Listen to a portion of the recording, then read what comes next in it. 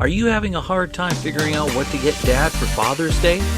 Shop now at sportshistorynetwork.com/row1 and save 15% off your order when you check out Row 1 Brand's Vintage Sports Pictorium Gallery. They have America's best sports art. With over 7,200 historic sports prints, you're assured to find something unique for Dad this Father's Day.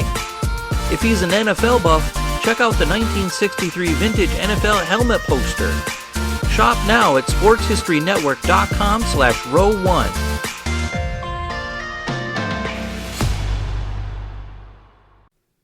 He was the first man to win each of tennis's Grand Slam events in 1 year. His backhand is still regarded as one of the best ever, and the original reason he played the game was simply because his older brother challenged him to enter a local event. The result? He became the #1 tennis player in the world. Next, on Sports Forgotten Heroes, the story of one of the greatest players in the history of tennis, Don Budge. This is Sports Forgotten Heroes, a tribute to the stars who shaped the games we love to watch and the games we love to play. Stars who provided us with many thrills, but when their time was up, they faded away. We'll take a look back at their spectacular careers, their moments of fame, even if it was just for one season or just one game. And now, here's your host, Warren Rogan. Welcome to Sports Forgotten Heroes. As always, thanks for joining me on this journey where we talk about some of the greatest figures in the history of sports, athletes who, for whatever reason, are not at top of mind. Guys who rose to the top of their professions but were overshadowed by others, or guys whom time has forgotten. And today, we're going to talk with a terrific writer, Marshal Jon Fisher, about one of the greatest tennis players to ever play the game, a guy who, probably because of the state of tennis today, time has forgotten, Don Budge. And what a perfect time to talk about Budge, because right now, the first of tennis's 2018 Grand Slam events is underway, the Australian Open. You see, this is the 80th anniversary of the year that Don Budge became the first and ultimately just one of 2 players to ever win each of tennis's 4 Grand Slam events in 1 year. Now, before we get into today's show, I just want to let you know that Sports Forgotten Heroes is sponsored by Audible. Get a free audiobook download and 30-day free trial at www.audibletrial.com/sportsfh. Over 180,000 titles to choose from for your iPhone, Android, Kindle, or MP3 player. Audible is a great way to enjoy your favorite books, especially when you're on the run. Give it a try free at www.audibletrial.com/sportsfh. I also invite you to visit the Sports Forgotten Heroes Patreon page at patreon.com/sportsfh. That's patreon.com/sportsfh. Every day there's a sports quiz, information on upcoming podcasts, historical notes about sports, the heroes we talk about, and there's a lot more coming too. It's also a great way to show your support for Sports Forgotten Heroes. Again, that's patreon.com/sportsfh. Follow Sports Forgotten Heroes on Twitter at SportsFHeroes. Look for our page on Facebook or visit Sports Forgotten Heroes on the web at sportsfh.com. You know, there was a time when tennis was must-watch TV, especially men's tennis. Back in the 70s and 80s, turning on the TV to watch guys like Jimmy Connors, John McEnroe, Bjorn Borg was captivating. It was exciting, one-on-one, mano-a-mano. Exciting, edge-of-your-seat stuff. Today, however, I bet most of you can't name the top American talent. Why is this? I wish I had the answer. I bet the United States Tennis Association wishes tennis was as watched now as it was then. But as popular as tennis was in the 70s and 80s, it was even more popular or held in even higher regard back in the 20s, 30s, 40s, 50s, even the 60s. And one of the game's most popular stars was a guy named Don Budge. He was the man. He had a backhand that players of today would love to possess. And his forehand, well, that was something to behold as well. And in 1938, Budge did the incredible. During the era in which he played, tennis was largely an amateur game. That is, the game's biggest tournaments, and that includes Wimbledon and what is now known as the U.S. Open, was only open to amateurs. And Budge was the best of them. And in 1937, Don Budge won the final 2 Grand Slam events of the year. But he wasn't winning money, and he could have turned pro, which was also a much different game than it is today. And later in this podcast, we'll talk a little more about how the professional game differed back then as opposed to what it is today. So Budge could have turned pro, but instead opted to stay an amateur so he could represent his country again in the Davis Cup and do something no one had ever done, not even the great Bill Tilden. And that's win each of tennis's 4 Grand Slam events in 1 year. And here to talk more about Don Budge and his remarkable career is Marshal Jon Fisher, who is the author of A Terrible Splendor, a terrific book, which, by the way, is also available on Audible, about one of the greatest tennis matches, if not the greatest tennis match ever played, a Davis Cup encounter between Don Budge and Gottfried von Kram of Germany.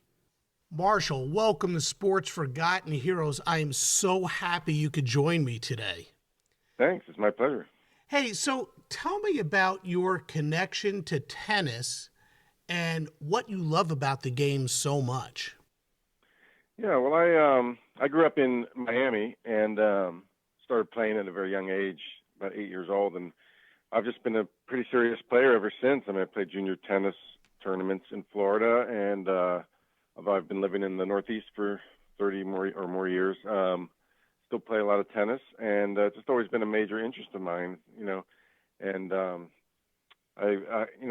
didn't set out to become a tennis writer or anything like that, but it's something about the sport keeps bringing me back to write about it because there's so many good stories involved. Interesting. That's a great segue into this next question I have for you, which is, I'm a huge fan of sports, in particular sports history. I love to talk about the greats of the game, whether they're known or unknown. I think one sport that gets overlooked today is tennis. But tennis has such a rich history, and at one time, it might have actually been the most popular spectator sport in the United States. What was it about the game that people loved so much? And why do you think we've lost, at least on television, our passion for the game? Yeah, well, it's true that, and I think especially back in the time of when my book takes place in the 30s, it was a much bigger spectator sport, although it was mainly just the major tournaments, and above all, the Davis Cup, which has lost a lot of its appeal, I guess. Although at that time, Davis Cup was a huge sporting event. And then when I was a kid, tennis had a big resurgence as a participant sport as well as spectator. I mean, the tennis boom of the 70s, everyone was playing tennis, and it was just extremely popular. And yeah, that has dropped off, although I guess the U.S. Open is still, the biggest spectator event, I think. Mm-hmm. I'm not sure. In some ways, it's the biggest something. I know the U.S. Open is a hugely successful event. But aside from that, people aren't that interested in tennis.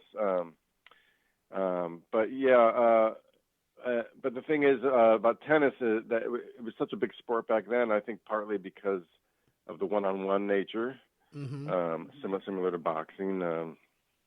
There's great contests between one person and another person, and it was something everyone could do to some extent, as opposed to a lot of sports. You can go out, so it was always a big participant sport as well. But there's just so much drama in a tennis match, as I say, this one-on-one battle, and it's a great athletic contest as well as a mental contest. Right.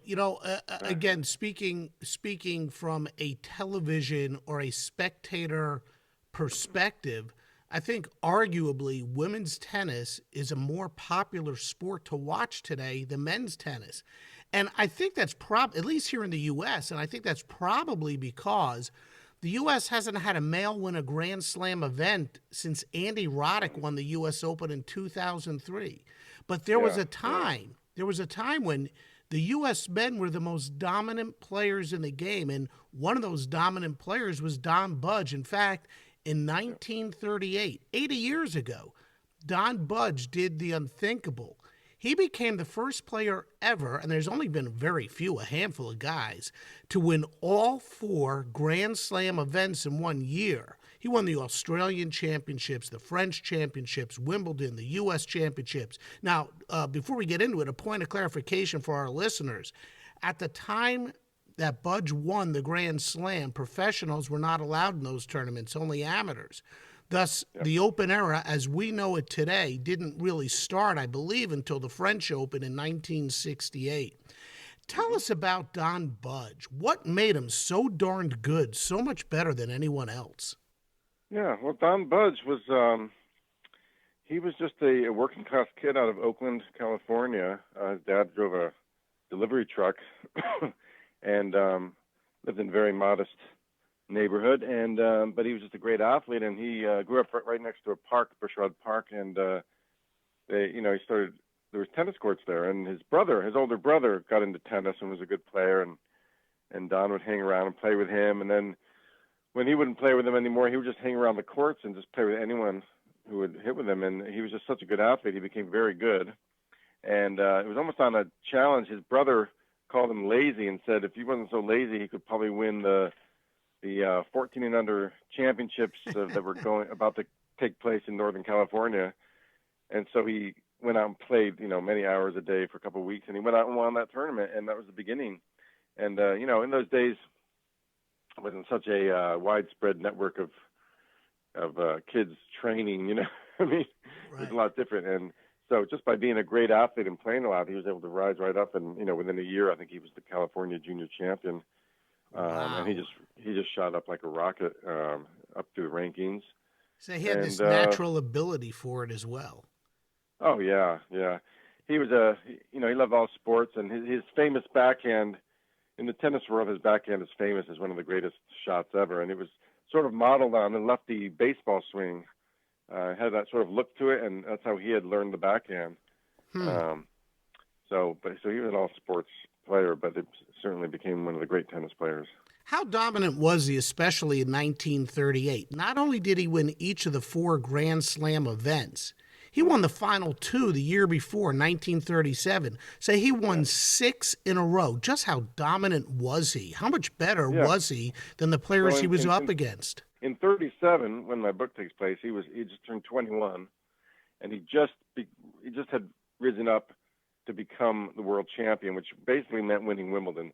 At that time, if you won Wimbledon, you were considered the world champ, because that was the biggest tournament. And they didn't have computer rankings or anything. Right. They had various committees who would come up with world rankings. But so at 21, he became number 1 and won Wimbledon and the U.S.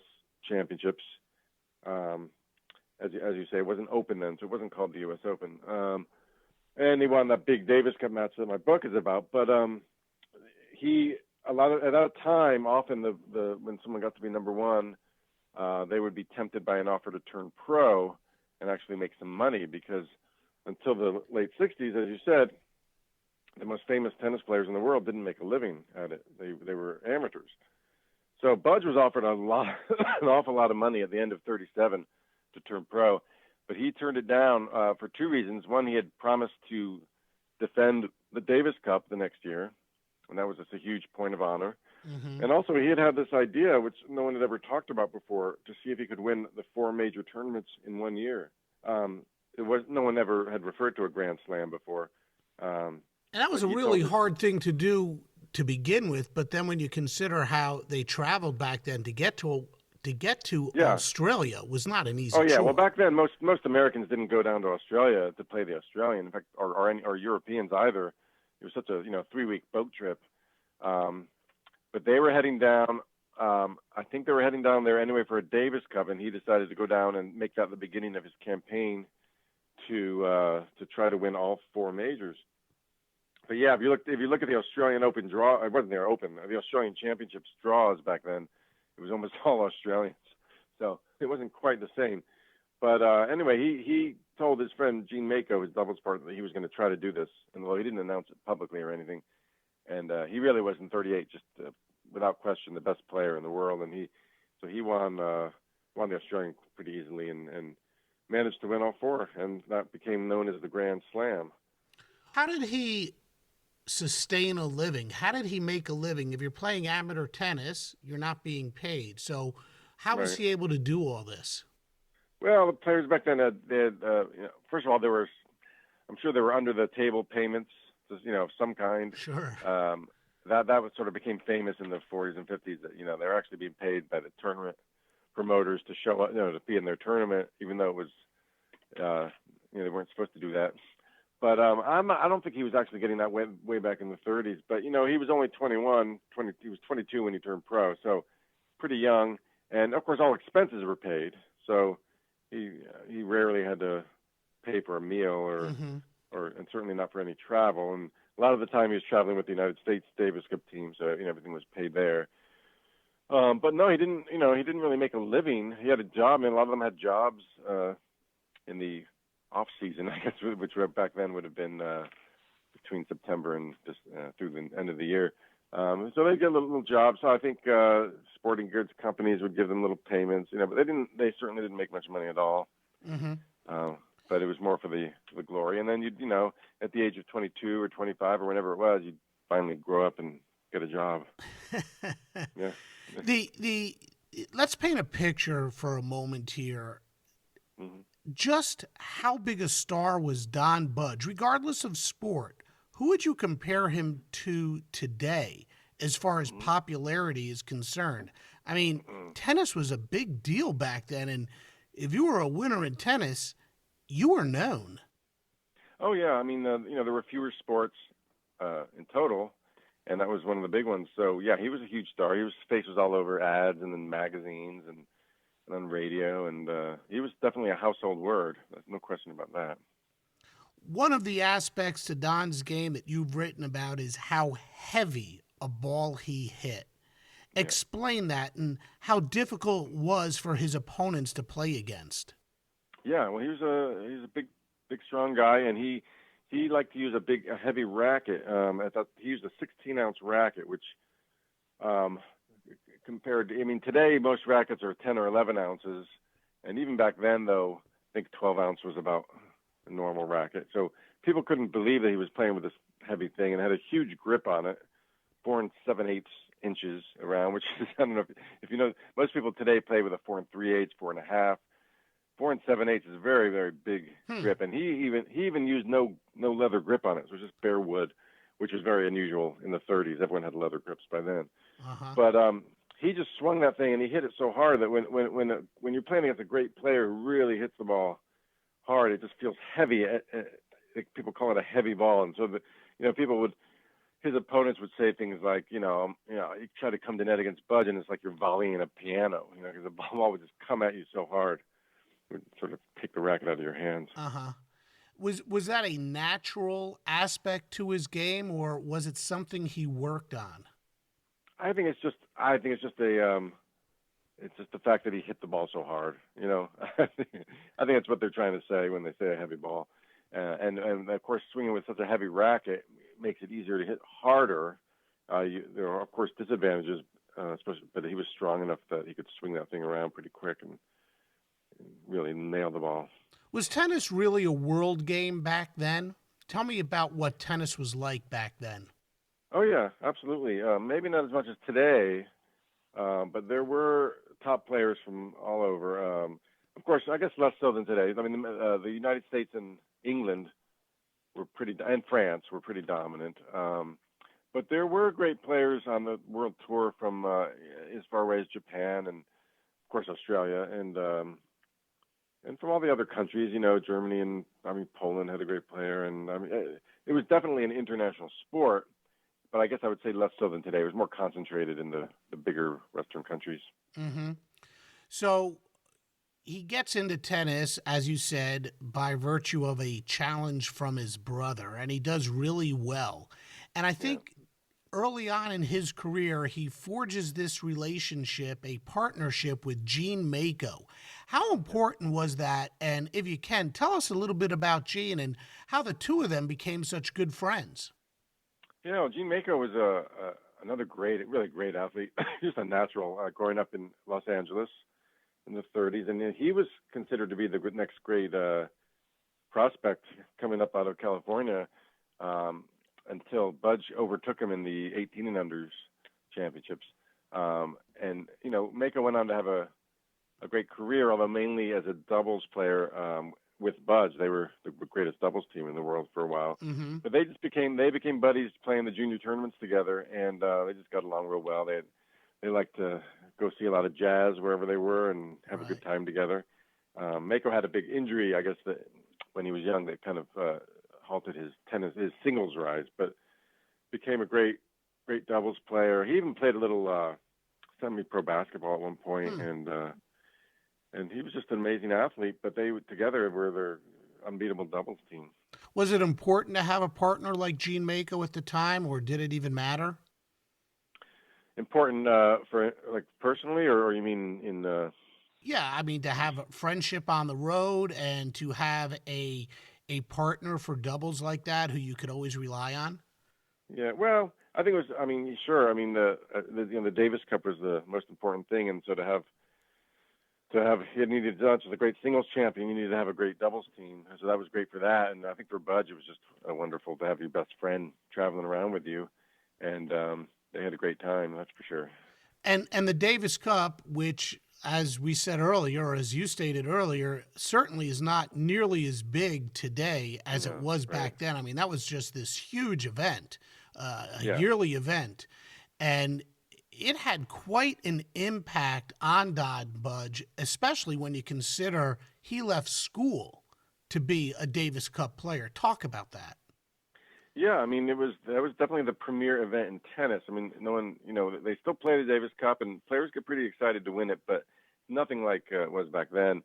When they were leaving the U.S. for Europe that summer of '37, the Davis Cup coach had a press conference, and he told the reporters that if he thought playing Wimbledon would if he thought any other players playing Wimbledon would hamper their chances of winning the Davis Cup, he'd keep them out of Wimbledon. Wow.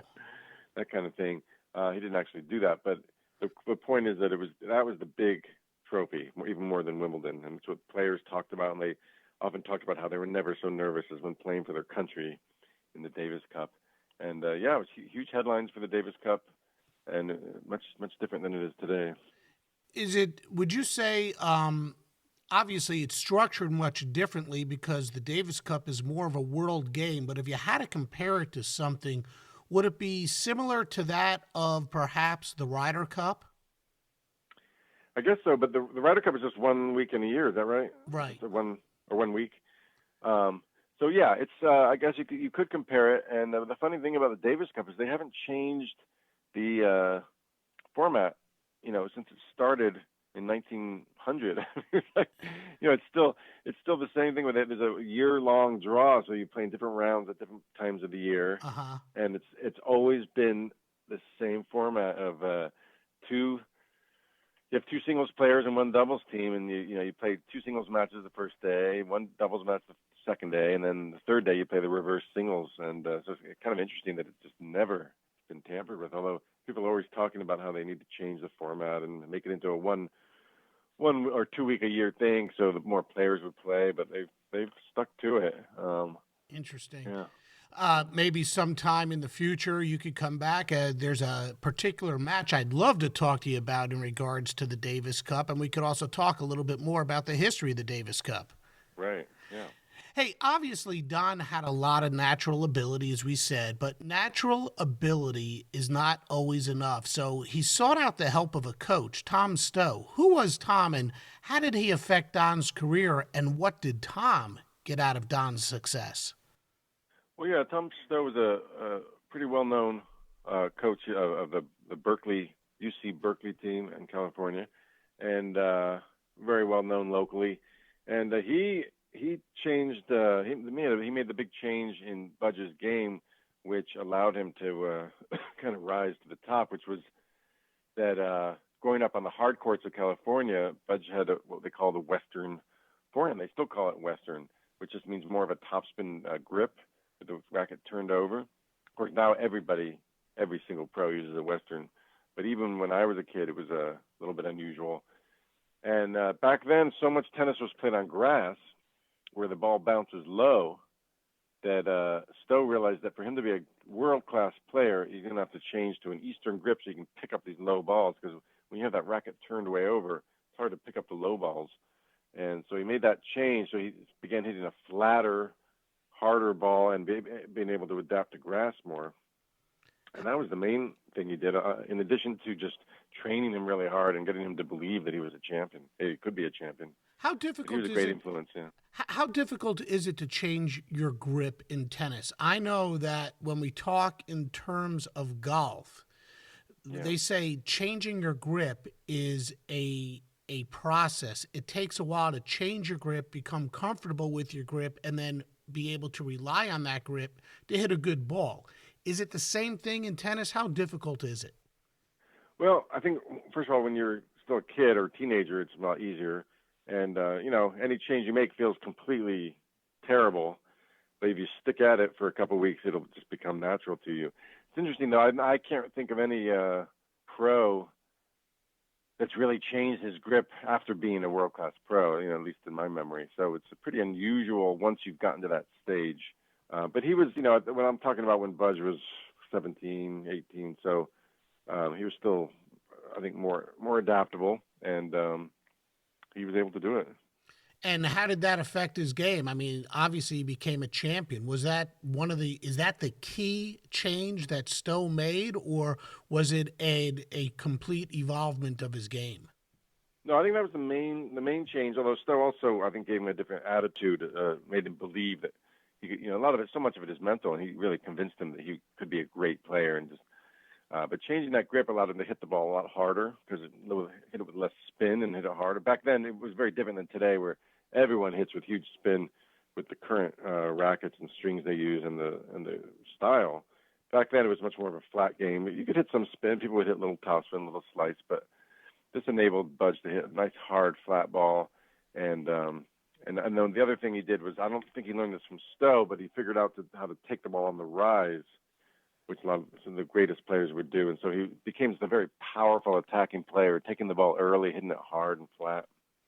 Would you switch your grip going back and forth from hard court to a grass court? Would Budge change his grip, go Western to Eastern, or once you question. get? I never heard him say or anyone else talk about doing that. No, although I think once you've got your grip set for your forehand, I think it's pretty hard to start changing grips. So no, I never heard anyone mention doing that.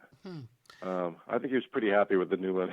So, yeah, even on the hard course. Had a little success with it. For Stowe, that success meant a lot to him too, because he didn't, as far as I could tell, he didn't charge Budge for lessons. He thought that if Budge succeeded, just living off the success of Don Budge would mean so much success to him. Is that not true?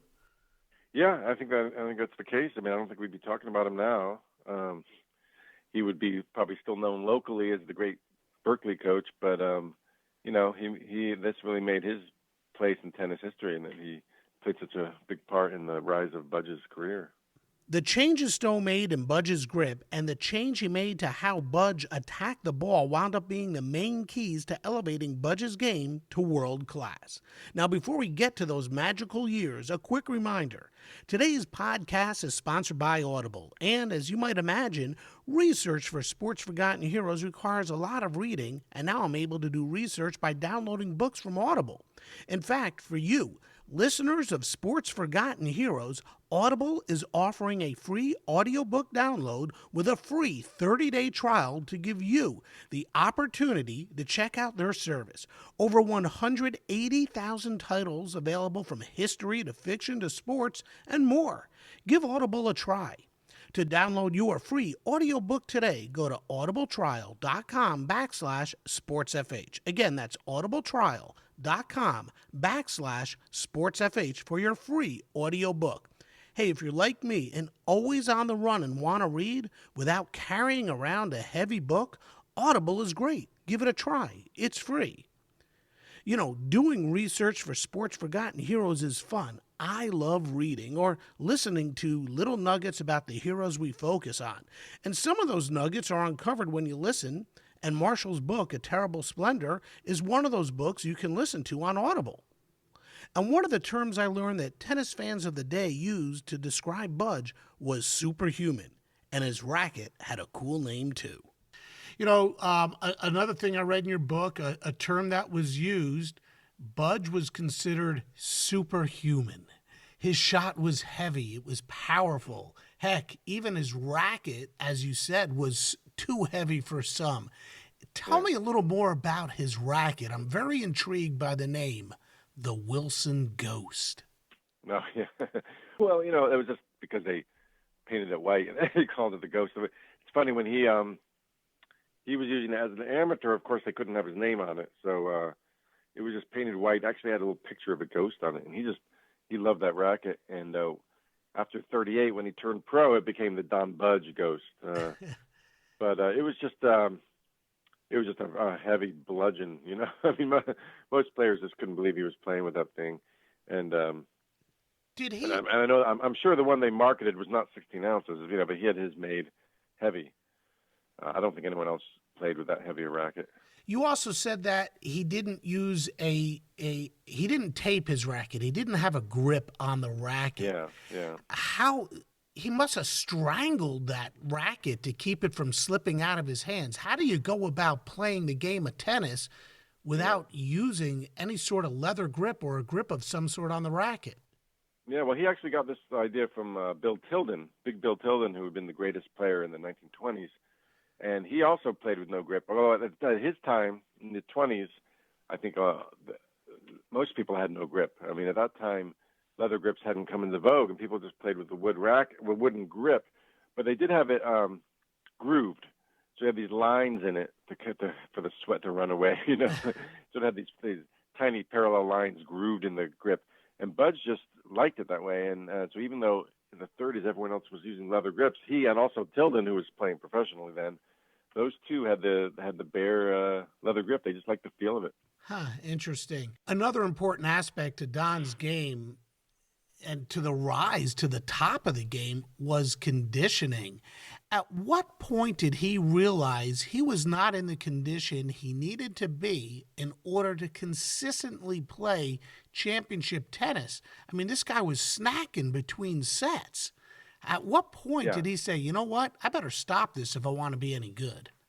Yeah, in 1936, the year he was 20, he was in the finals at Forest Hills, the U.S. Nationals, and he lost a long 5-setter, and it was in the hot, great heat, and he was just almost sick to his stomach. He'd been training on Cokes and candy bars, basically.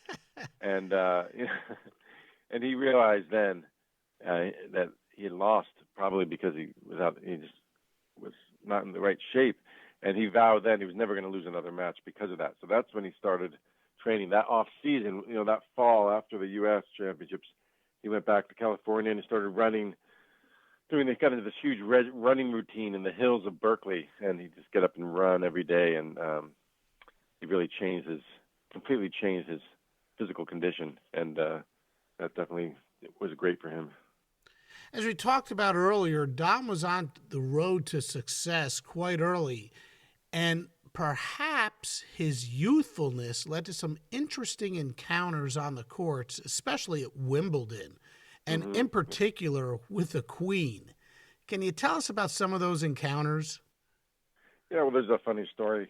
When he first year he went to Wimbledon in 36, at Wimbledon at that time, and perhaps still, I think, the difference, I'll tell you the difference then. The rule is that when the royal family, or particularly the Queen, would arrive, the players were supposed to bow to her. But the funny thing back then is that they would just arrive in the middle of a match. They would just, play would stop, and everyone would rise, and the royal family would walk into the royal box at Wimbledon, and players were expected to stop and bow, even in the middle of a point. It seems incredible now, but they would just arrive, and in the middle of a point, the players would just stop. And you mean the ball could be in play and they would stop? Yeah. Wow. I don't know why they had to walk in right then, but that's the way it was then. So is that an official do-over? Yeah. Yeah. But the story goes that Budge, didn't know about this, and that the story is that he was just a young hayseed from Oakland, and that when the Queen arrived and everyone stood, that he waved to her, But probably not quite true. I think it just looked that way. I think he just gave a very awkward. I think he was probably just wiping his brow, to be honest. That's what people think. A lot of people think now. But at the time, he was sort of famous for the young American kid who waved to the Queen and she waved back. But I think a lot of these stories got repeated. I don't think it's quite what happened. But that was it was fitting. It fit with his image as this provincial hayseed from California. But some of the people, I think, were somewhat taken aback or insulted, but she thought it was sort of cute. Yeah, no, she wasn't insulted at all. In fact, she made some comment to him when they finally met, because when you win Wimbledon, the Queen would present the trophy. So I believe she made some comment about it when she awarded him the trophy the next year when he won, and they had a friendly attitude about it. That's pretty cool. His ascension to number one was it was strategic, well calculated. He learned a lot of lessons along the way.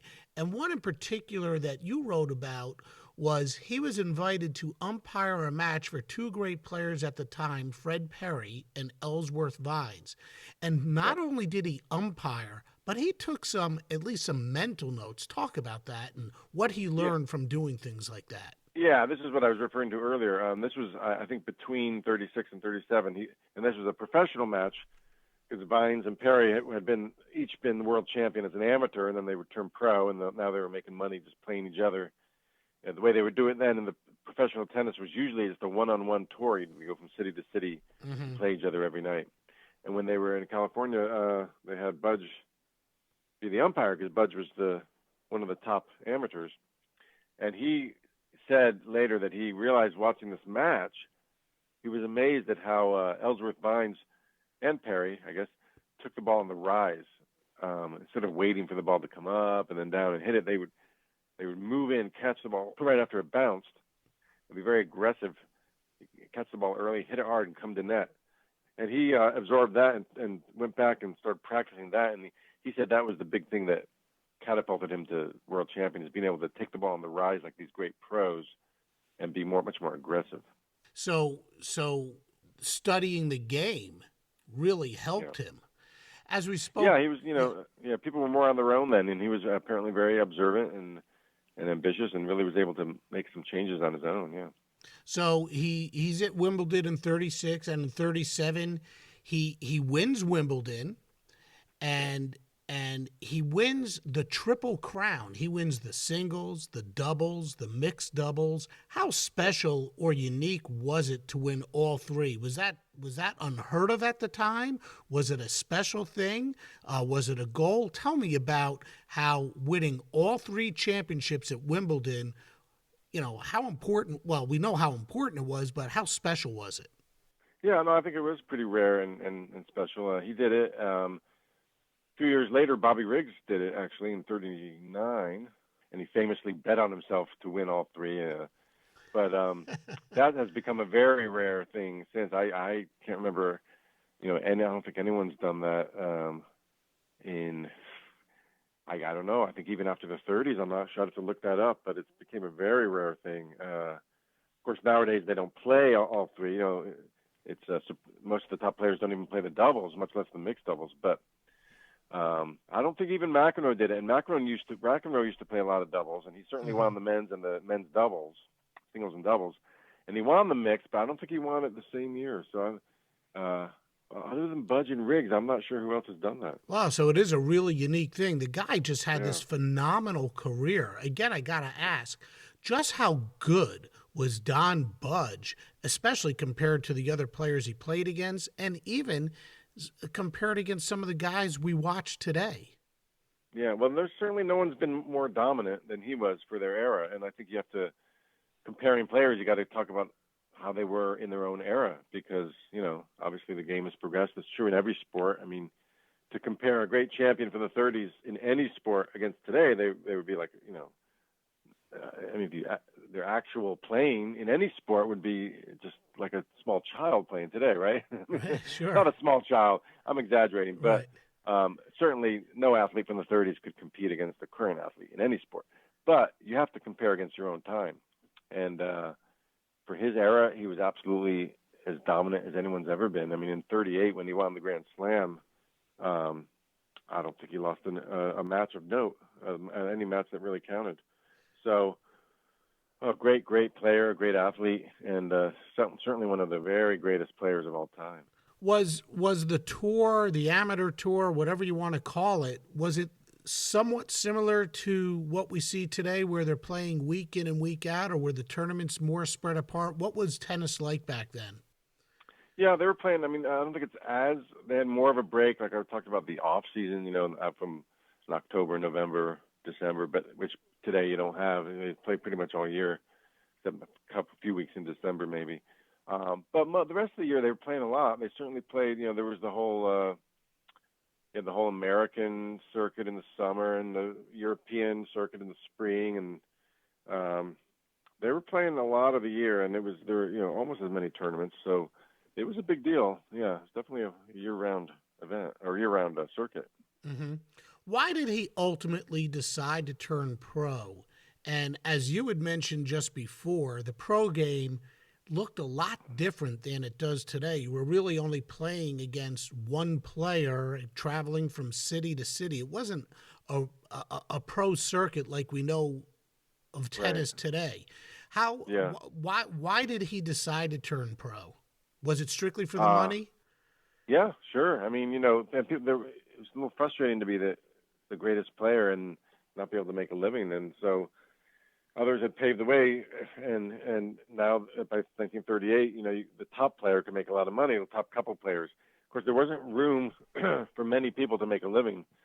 It really was just two or three guys that could make money because, they just had these one-on-one tours. Maybe they'd have four guys.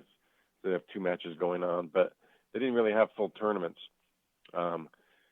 So if you won Wimbledon, you could make a lot of money turning pro. If you were just, eighth best in the world in the amateurs, you really were not going to make a living playing pro tennis. Mm-hmm. So those people hung on, I think, longer in the amateur game. But for Budge, he did take that extra year. He gave up a lot of money to play in 38, play amateur, and win the Davis Cup again, and win the Grand Slam. And I suppose in the end that probably added a lot to the money he could command in the pros. So it paid off for him, but he took a chance because he could have gotten hurt. And in fact, he did get hurt later in the pros. And he got hurt training in World War II, and that kind of curtailed his career. But he had a few years where he was able to make some big money and did quite well. And at the time, one of his biggest rivals was a guy you mentioned earlier, Bill Tilden, who was considered the greatest of all time before Budge came along. Tell me a little bit about Bill. Yeah, well, Tilden was one of the great sports figures of the 20th century. He, throughout the 20s, he was not just the best tennis player, but by far the greatest tennis player there'd ever been. His name was synonymous with tennis, and he was one of the great, very famous sports heroes of the 20s, along with Babe Ruth and Gene Tunney. And I mean, Tilden was a huge, huge name. He played amateur until he was 37, 1930, and then he went pro and played pro tennis for years. In fact, he was really still playing when he died at the age of 53 of a heart attack. Mm-hmm. So he was just a very, very, very interesting and kind of tragic figure. But he was, still when Budge was on top, Tilden was still very, very famous as the greatest player. I like the word you use, tragic, because if you do read the book, A Terrible Splendor, Marshall talks a lot about Bill Tilden, and it's quite the interesting life. In fact, Budge's life and Gottfried von Cram, quite the story. And again, I'd love to have you on again in the future to talk a little bit more about von Cram and that phenomenal Davis Cup match. Hey, let's talk a little more about Bill and Don Budge. When Don turned pro, he would go on these circuits or city-to-city tours or exhibitions, whatever you want to call them, and this was how they made a living. That was the pro circuit. Talk about the rivalry between Don and Bill. Don probably won more, but it wasn't like he rolled over. It's not like Bill rolled over and let Don win. There were some great matches. Yeah, and I think this is in 1941 when they went out together. So Tilden was 48 years old, and Budge was, 25. So, Budge was at that point was clearly the greatest player in the world, right at his peak. And Tilden, 48 years old, going out and playing every night all over the country, still managed to beat him 7 times, I think, out of 50-something or 60-something times. But they always had a good match, and the fact that he could, even play with him pretty evenly and beat him a few times was amazing. Tilden was just famous as this incredible athlete who played all through his 40s. He was into his 50s. He was still playing world championship tennis. During this time, and you just referenced it as well, the world was at war, and Budge served as well. And while serving, he sustained an injury that would have a huge effect on his career. What was the injury, and how did he get it? It was just during basic training. I think they were doing obstacle course, and he just tweaked his knee. I'm not sure exactly what he did, but he hurt his knee, and he was just never the same. And after that, he was playing against Bobby Riggs. A couple years they were playing the Pro Tours together, and before the injury, Riggs really couldn't handle Budge. I mean, Budge was clearly the superior player, and but after that, Riggs was able to catch up to him and beat him, and Budge was never quite the same again. After his playing days were over, and for many of the great players of the day, their lives afterwards, I don't know, they sort of seemed sad. They seemed somewhat empty. Sure, Don got married, he had children, he divorced after a while, but I don't know, something appeared to be missing. What was life like after his real competitive playing days were over? I think he bought or ran some sort of dry cleaning business. What was life like? Yeah, it's true, but it's not true that his life was sad. I think he actually had a pretty good life. Tilden's life turned very tragic at the end, but Don Budge had quite a good life. I mean, I think he always had a little regret about that injury and that he could have played a few more years on the pros, playing and staying at the top of the game. But he had made a lot of money, and then he used his name, as you say, in business. And he also was, I think, part owner of the Tri-Town Tennis Club in New York, and gave some lessons, and eventually moved back out to California. But no, I think he had a good life, actually, and he lived a good long life. And was active in the tennis world throughout. I mean, they always brought him out, at tournaments to be interviewed, and he was never out of the game of tennis. He was always remembered in the world of tennis, and what can you do? I mean, the athletes live their glory when they're young, Yeah. He had a big name, and the stars would seek him out. He'd go dine at Toot Shore, and the stars would seek him out. I mean, he was a celebrity. He was. And it's funny because he really didn't have that big personality or anything, but he somehow always hung out with the stars, and I guess partly being, tennis stars were big deals in the 30s, and so when he was on top of the game, a lot of the big Hollywood stars were big tennis fans. In fact, some of them came over to Wimbledon to watch him play and to watch the Davis Cup matches. And so when he was home in California, he did hang out with the Hollywood stars a lot, and he'd play tennis with them. And so he did have kind of a glamorous life, yeah.